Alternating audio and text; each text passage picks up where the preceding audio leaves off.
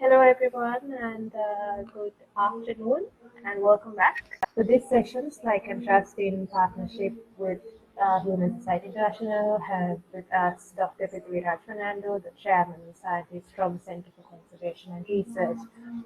So quickly from Dr. Fernando, he obtained his MSc and PhD from the University of Oregon, USA, working on genetics of elephants.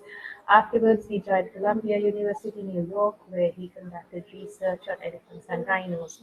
In 2004, Dr. Fernando returned to Sri Lanka and set up the Center for Conservation and Research, which conducts research and guides policy and management to mitigate human-elephant conflict and conserve elephants across their range. Dr. Fernando is also a Smithsonian Institution Research Associate and a senior member of the Asian Elephant Specialist Group. He has received Sri Lankan Presidential Award for Science and the Whitley Award from Her Royal Highness Princess Anne. So today, Dr. Fernando will speak on the topic of human-elephant coexistence as a solution to human-elephant conflict.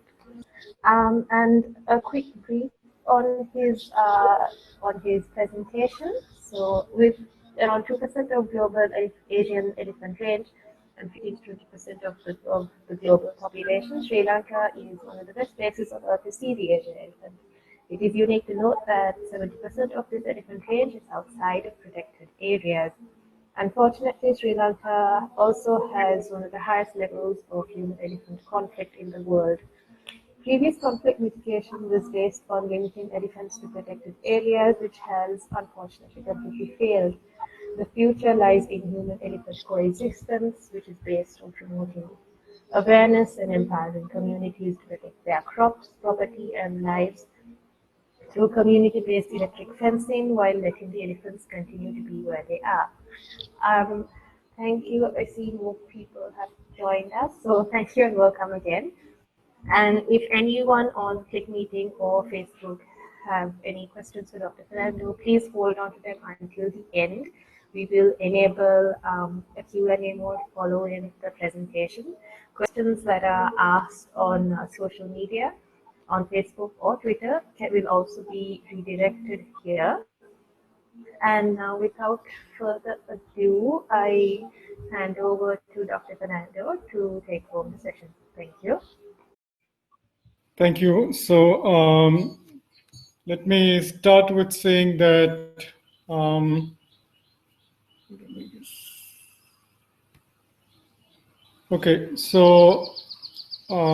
Sri Lanka is arguably one of the best places in the world to see Asian elephants because we have a very high density of elephants in Sri Lanka. But unfortunately, Sri Lanka today also holds the record for human-elephant conflict. It has the second highest number of human deaths due to conflict, and it has the highest number of elephant deaths due to human-elephant conflict. Now, if you look at it, elephants suffer in many ways due to the conflict. This baby's leg is cut due to a snare. Snares are very much in the news these days with the killing of the black leopard and so on. But yeah, so elephants also suffer greatly due to snares. This baby's trunk is cut due to a snare. It's almost completely cut off, so he probably died from that injury. And then together with snares, hakkapatas or jaw bombs has become a very severe threat to elephants. Both snares and jaw bombs or hakkapatas are used mainly to procure bushmeat. So they don't necessarily target elephants, but invariably elephants, particularly young ones, get caught in these things. And then also frequently elephants fall into irrigation wells, of which we have many, especially in the dry zone of the country. These are very large wells, and most of them are constructed by some agency as aid to farmers, but practically none of them have either a protective fence or a wall, which would be very simple to do. And then elephants get electrocuted when farmers connect the mains electricity to barbed wire fences. Elephants get shot. And in this manner, every year, it used to be that about 250 elephants died on average per year. But in the last 2 years, this has dramatically increased. In 2018, it exceeded 300, and in 2019, it even exceeded 400. So we have seen a continuous increase in elephant deaths, which has completely taken off in the last 2 years, and the number of deaths have increased dramatically. Now, if you look at the other side of the story,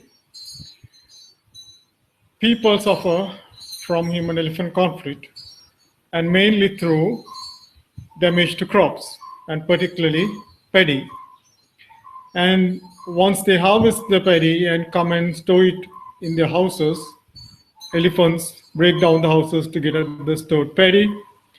And in the process, they might injure people, and sometimes they might also kill people. So in this manner, annually, about 70 people used to die in Sri Lanka over the past 10 years. But that again has increased dramatically in the last 2 years, with 96 deaths in 2018 and I think 120 or so deaths in 2019. So it looks as if you look at the deaths, that the human-elephant conflict has greatly increased in the past couple of years. Now, human-elephant conflict is not really something that is new. It has always been there as long as we started cultivating in areas with elephants. Now, if you look at the history of it, the plan, as it were, to mitigate the conflict was developed in the 1940s, in late 1940s. And the idea was to restrict elephants to protected areas, which are shown in green, and to connect these protected areas with corridors, which are shown in blue. Now, since the 1940s, many things have changed. And currently, the protected areas that we have are basically the areas shown in green. So this is overlaying a 25 square kilometer grid on Sri Lanka. And the protected areas, the wildlife department and forest department protected areas are what are shown in green, which are protected areas without resident people.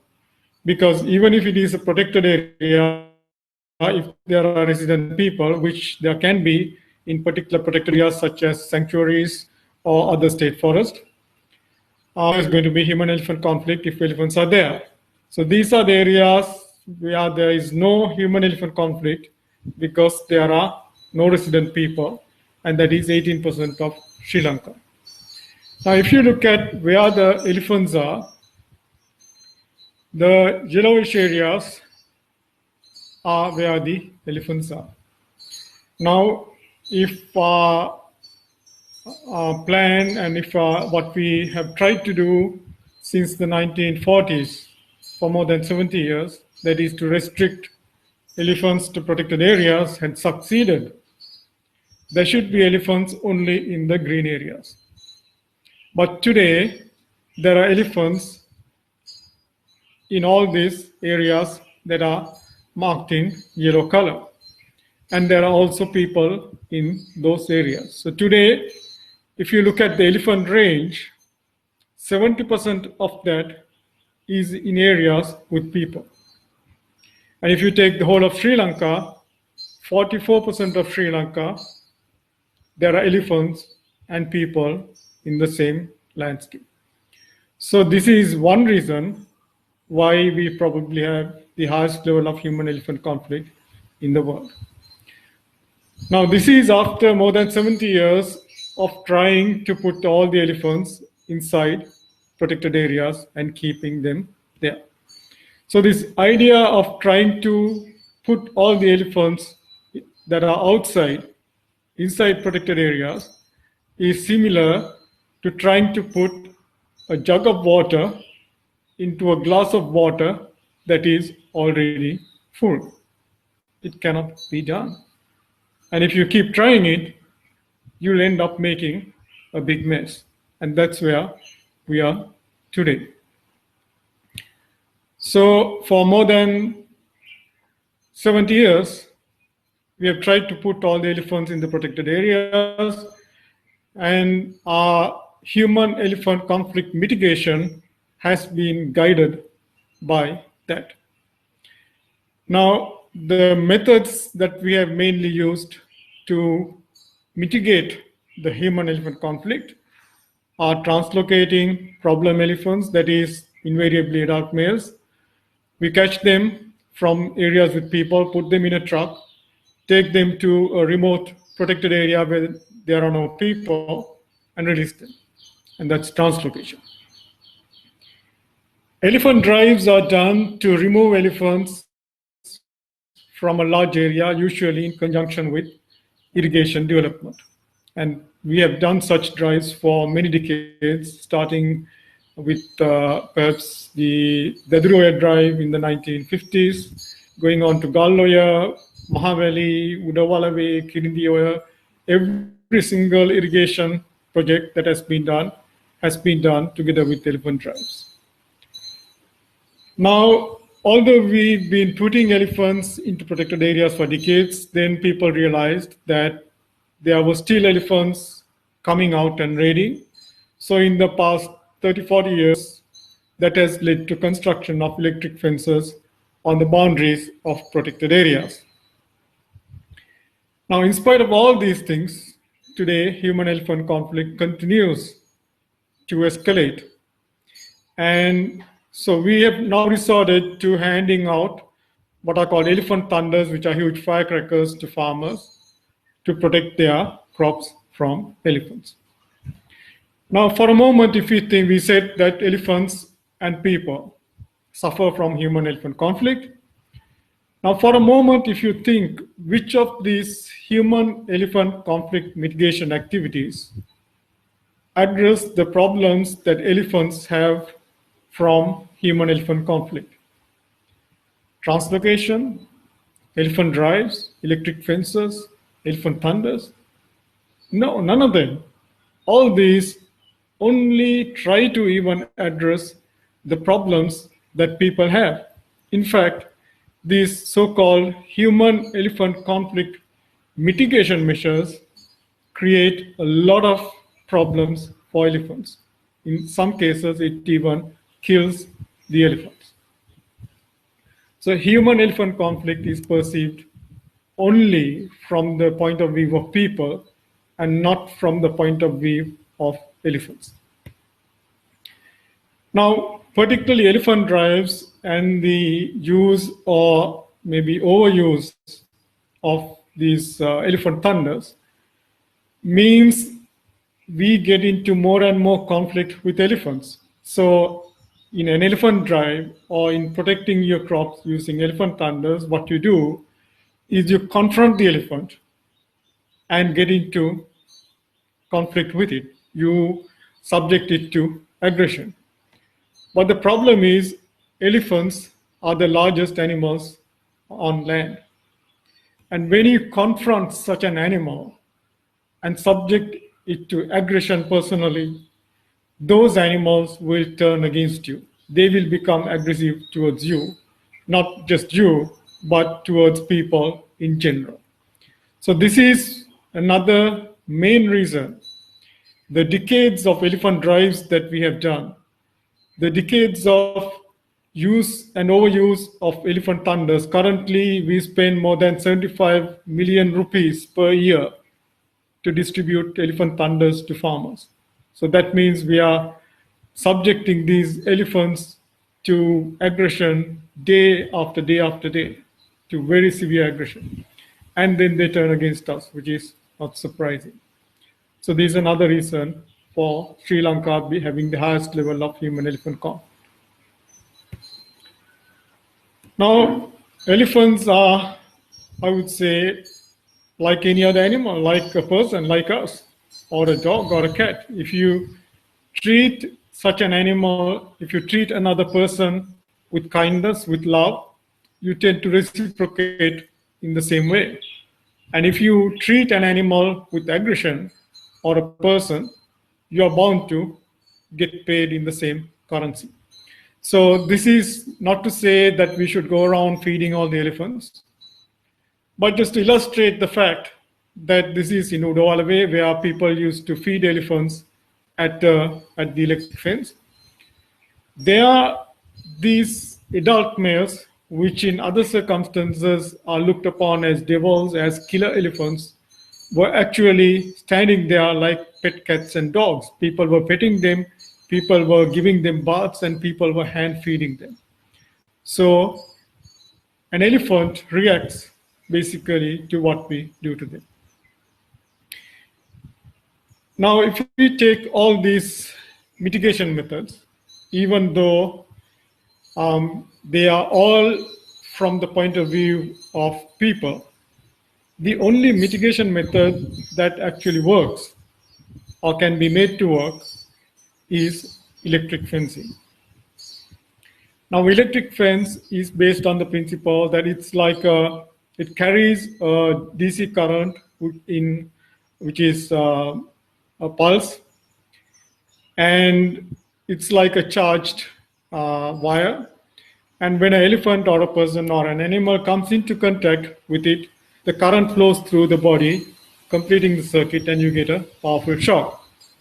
So electric shock is something that is very unnatural, and animals don't tend to tolerate it very well. They are scared of it, and so it seems to work fairly well. Now, if you look at electric fencing, the Wildlife Department of Sri Lanka has put up more than 4,300 kilometers of electric fencing in the country as a human-elephant conflict mitigation measure. And it is in spite of this huge investment of effort, money, that we have this escalation of conflict. Why is that? Does it mean that electric fences have also completely failed? In a way, yes, because electric fences, like anything else, is only a tool. And if you use a tool in an incorrect way, it's not going to serve its purpose. And that is very much the story with electric fences. More than 60% of our fences are like this. In the middle of the forest, elephants on both sides, forest on both sides. So what purpose does this fence serve in terms of human-elephant conflict mitigation? It doesn't. And why is this? Because it's on the boundary between the Wildlife Department and the Forest Department. This is an area in the northwest. The thick red line denotes the electric fences put up by the Wildlife Department. And to restrict elephants, the elephants should be within these fences. Now, this is some tracking data in the northwest that shows where some of these elephants are. It has absolutely no relation to where they should be. They are completely outside these electric fences. This is in the south. This is the Lunugamera National Park, which is connected to the Yala complex. The red line again is an electric fence on the boundary of the park. These are 3 herds of elephants, numbering a total of about 125, that are outside these fences in forest department areas, and they can't even go into the park because of the electric fence. But surrounding, so basically these animals use the forest department areas, but next to that are developed areas and there is no fence between these animals and the developed area. Now, most of human-elephant conflict incidents, particularly raiding of villages, breaking of houses, damage to property, killing of people, are almost entirely due to adult males. These are 3 females in 3 herds that are being tracked. Now, this is uh, data from a male. So electric fences really, if they are trying to address the problem with males, should be preventing the elephants, the male elephants, from breaking through. But what we see is the male, the yellow dots here, goes in and out of the park as if there was no fence. Whereas the herds, the 3 herds in the 3 colors, cannot go into the park because of the fence. So electric fences, when they are not used properly, don't work, and they don't work particularly against males. Now, for a moment, if you think, why are we putting up a fence? It's to protect our crops, people's lives, people's property. So if you put up the fence inside the forest, just because part of the forest is forest department and part of the forest is administered by the wildlife department, does this make any sort of sense? Does this fence serve any purpose? It doesn't. So basically, fences inside forest fail because there's nobody living next to the fence. Elephants that come to the fence have more time, in any amount of time, to figure out how to break these fences, and they do break these fences. And these fences are not cheap. They cost about currently 6 to 750,000 rupees a kilometer of public money to put up. And when you put up these fences inside the forest, after a couple of years, they are completely dysfunctional, and then you have to again repair the fence or reinstall it again, spending again a huge amount of public money. And a fence is something, electric fence is something that scares the elephant into not breaking it. But when a fence is dysfunctional or non-functional, elephants learn to break fences, they lose the fear of fences, and then they become useless too. Now, if the idea in having a fence is to protect crops, property, and people's lives, shouldn't those fences be where those things are? Why should they be somewhere far away inside a forest? This is the biggest issue with the electric fences that have been put up by the wildlife department. They are in the wrong place. So if they're in the wrong place, they will not work, and they have not worked. Okay, now if we go back to the distribution of elephants in Sri Lanka, we said that they are distributed over 62% of Sri Lanka, and over 44% of Sri Lanka elephants and people share the same landscape. And this is a map that looks at human-elephant conflict. The darker the red color, the greater the conflict. This survey was done in 2010 to 2014. But now, so at that time in the north, there was not that much conflict, but now it has completely changed. And today, actually, the east has become the highest human-elephant conflict area in Sri Lanka, and the north is not far behind and very quickly catching up. So today, basically, everywhere where there are elephants and people, there is severe conflict. Now, if you look at why this conflict happens, it's because of development activity that we do. Maybe it's mega development like irrigation projects. So this is one such example in the south of the country where the Wallaby Left Bank development project was done.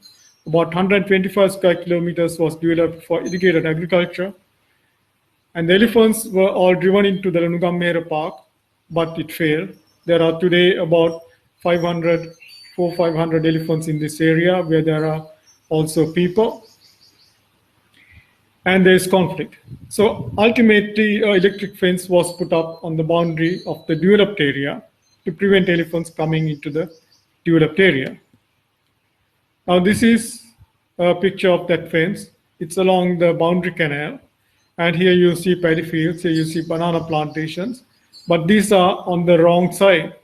This is where the elephants are supposed to be. The developed area is on the other side of the fence. So these are all large-scale encroachments. And a few years ago, a lady who was cultivating here was killed by an elephant, and there were massive protests. But whose fault is that? If you look at medium-scale development, we can look at the tanks and small-scale paddy cultivation. These are areas in the northwest of Sri Lanka, and these are the dark blue dots are where there are elephants. It's a herd of elephants that we are tracking. Now this is the 1/4 of this picture. This is the area that I have encircled. Is 25 square kilometers. And here the blue circles show you the tanks in that area. There are 42 tanks in this 25 square kilometer area. And there are elephants, and they come and raid crops. Now everybody in this area expects the wildlife department to come and stop the elephants from raiding paddy. The Northwest Wildlife Area is more than 5,000 square kilometers, and there are 35 officers. And they are supposed to prevent elephants coming and raiding paddy over this entire area. They can't even begin to think of how big the problem is. Similarly, if you take small-scale development, this is encroachment, unplanned development. In a given day, there are probably 10 people or 100 people who go and settle in an area with elephants. Where they do this, when they do this, no one knows. So that kind of development cannot be protected from elephants. So we have to stop that kind of illegal activity. Another illegal activity today, which has become a right of people, when the water goes down during the dry season in the large reservoirs, people bring in hand tractors, pump the water, and cultivate the reservoir bed. So elephants going to the water have to go through the cultivated area. Of course, they're going to eat the harvest, and there's going to be conflict. So basically, another major reason for human-elephant conflict is development in areas with elephants without taking the proper measures to prevent and mitigate the conflict. Okay, so these are the reasons why we have such a high level of conflict in Sri Lanka. Now, what can we do? Like we said, this is not a simple problem that is restricted to a simple area, a small area. It's a complex problem. It's very widespread. So invariably, the solution has also to be complex and long-term. There are no silver bullets that will solve the problem tomorrow. Now, after more than 70 years of trying to limit elephants to protected areas, if today more than 70% of elephant range and more than 70% of elephants are outside these protected areas, does that not tell us that this is not working? Some people still refuse to see it, but I think it is as clear as it can ever be. So if someone, as they say, there are none so blind as those who refuse to see, but if anyone is willing to look, it is very, very clear that the effort to restrict elephants to protected areas has completely failed. So today, over 44% of Sri Lanka, over 70% of elephant range, elephants and people are still coexisting with conflict. So the answer to this riddle is to coexist with minimum human-elephant conflict. How can we do this? There are a few things that can be done. One of the main things is to prevent causing more and more conflict by ceasing aggression towards elephants. So if we stop things like elephant drives, if we stop confronting elephants and subjecting them to aggression, then the aggression of elephants towards people will decrease. But the problem is we do this because elephants raid crops. So in order to do that, we have to find another way, a non-confrontational way of protecting our crops. And that way is with electric fencing, but using electric fencing in a sensible manner, not just on administrative boundaries, but to protect crops and people. So you can put up electric fences around villages. The villagers can do this, and that will help mitigate the conflict because that prevents elephants encroaching on the village.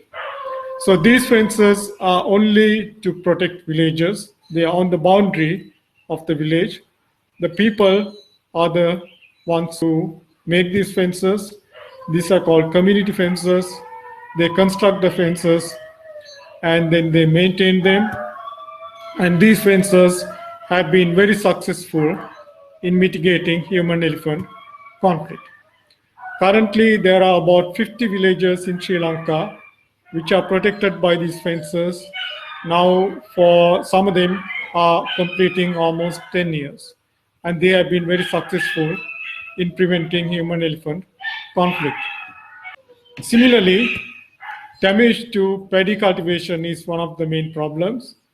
Now, paddy fields are not within villages, they are outside the villages.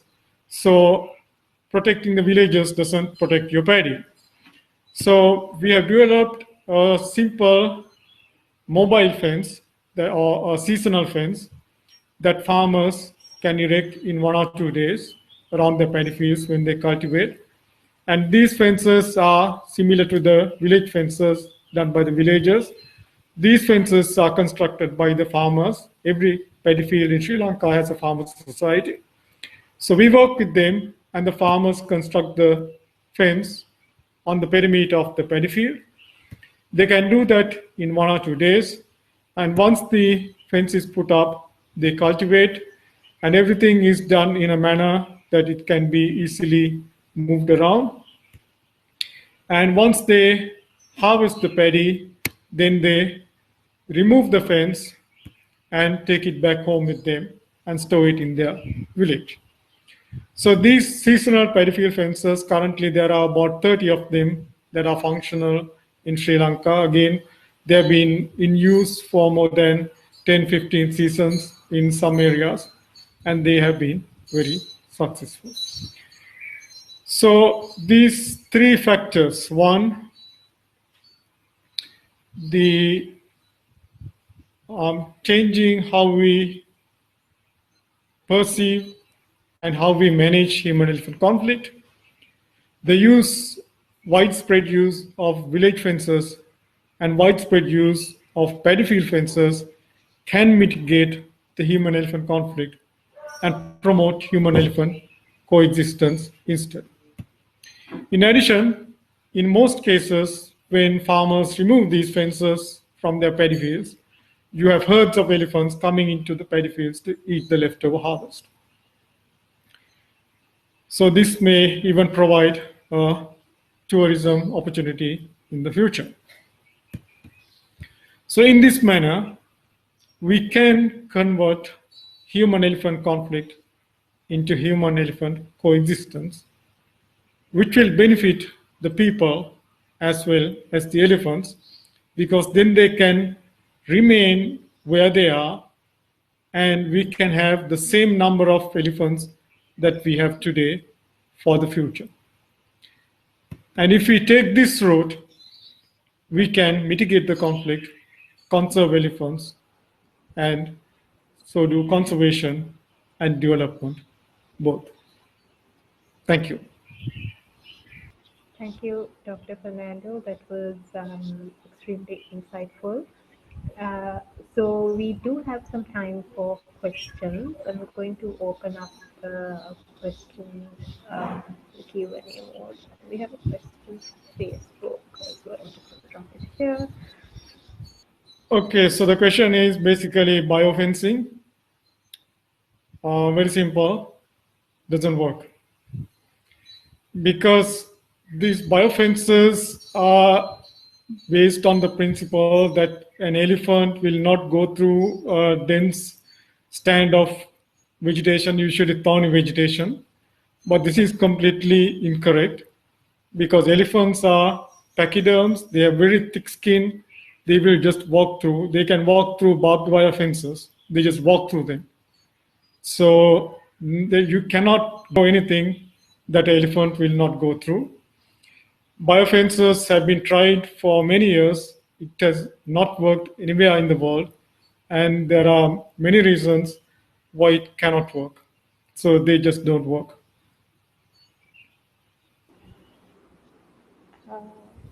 Thank you. We have a question being typed right now.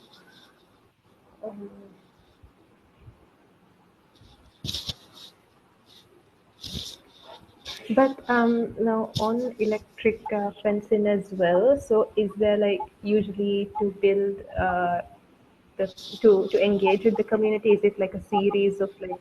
Is there like a process that's usually followed, like where you start with certain awareness creation and then you introduce this? What is that procedure like? If you could run us through a bit. Absolutely. So to do community fencing, community-based fencing is what we are talking about. So yes, that requires a lot of community engagement. And for that reason, that can only be done by agencies that have a large network among the community, not in protected areas. So basically, to do the appropriate agency to implement village fencing is the divisional secretariats, because they have a very good network, they have a good relationship with people, and they have a good rapport with people. And for paddy field fencing, it is the agriculture department or the agrarian services department that should be the agency that is implementing it. So a lot of our work currently is geared towards trying to get these agencies involved in taking this on board. We have some questions here. I'm just going to drop them. Right.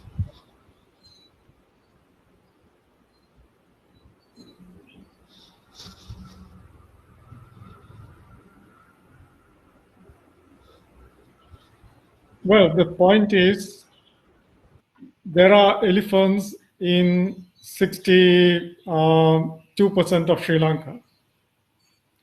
And we allocate 18% of Sri Lanka for elephants. So obviously, all those elephants cannot be in that area. Because before we allocated that area for elephants, there were elephants in those areas, and that's the number of elephants that area can support. So if you look at elephant range, 30% of elephant range is protected areas without people, and 70% of elephant range, there are people. So we want all these elephants in 100% of that area to be in that 30%. It cannot be done. Only 30% or less of the elephants can be in 30% of the area. So that is the whole problem.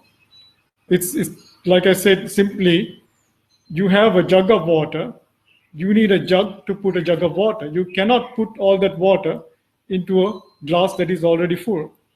So that is the simple problem. In scientific terms, it's related to carrying capacity.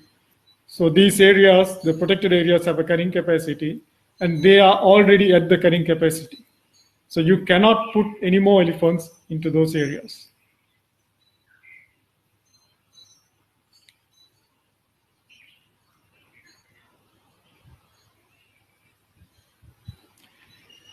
Again, things like elephant, flashing lights, colored lights, all these things, if they are new to the elephants, they will work for a little while.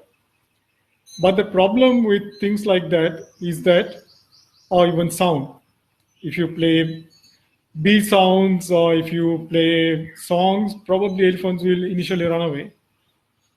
But the problem is, when an elephant experiences this day after day after day, and it very soon learns that it is an empty threat. When it is something new, it's scared, it will run away. But then it experiences this day after day, and nothing happens. So little by little, it will lose its effectiveness, and in a few months, in a year, in 2 years, it will be completely useless. So none of these things work for any length of time. In fact, many years ago, about 20 years ago, we strung, those days you had the audio cassettes. We strung the tape from those cassettes around fields, and it worked very well for about one season. The next season, they didn't work at all. So if you keep changing, coming up with new things, you could do all kinds of things, but then it's not practical. So lights are also something like that. They will work short term, but they will not work long term because elephants learn. We have two more questions that we have received. It's from Fritz.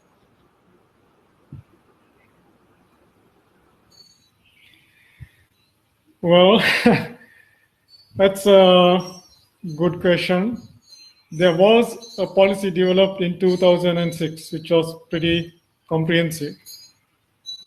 So that is now 14 years ago. It is still lying there gathering dust. So I don't know what to say. It was revised in 2018, but the previous policy, now the current policy, is being implemented. So there is what I would say is a pretty comprehensive policy, which is based on human-elephant coexistence, but it is not being implemented.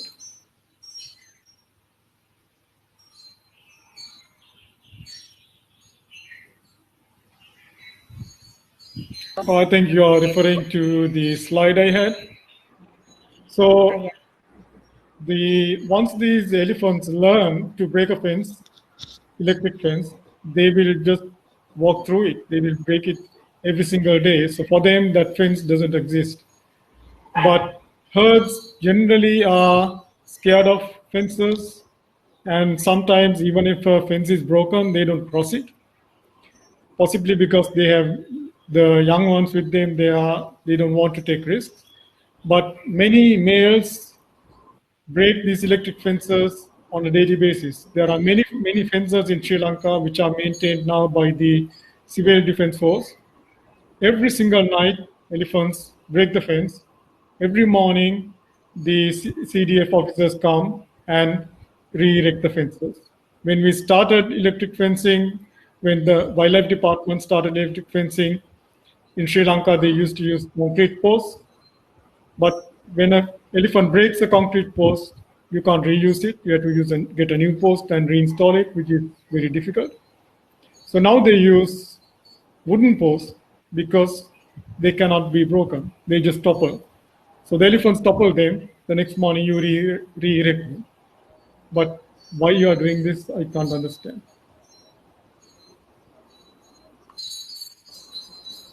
Thank you, and I think that's all the questions we have. Dr. Fernando, before we close, do you have any final remarks or comments that you want to add? I think thank you for setting this up, and thanks to everybody who participated and for the interesting questions. Well, all I can say is that if you have any influence, um, try to get people to think of trying to implement the elephant policy. Thank you. Thank you everyone who joined us here on Click Meeting. Sorry, Vasita, we couldn't take your question. Join us here on Click Meeting and Facebook, and thank you for engaging with us. Thank you, Dr. Fernando, on behalf of SLYCAN Trust and Humane Society International, for taking the time to be here with us. It was really great having you, and thank you to everyone who joined, and see you soon.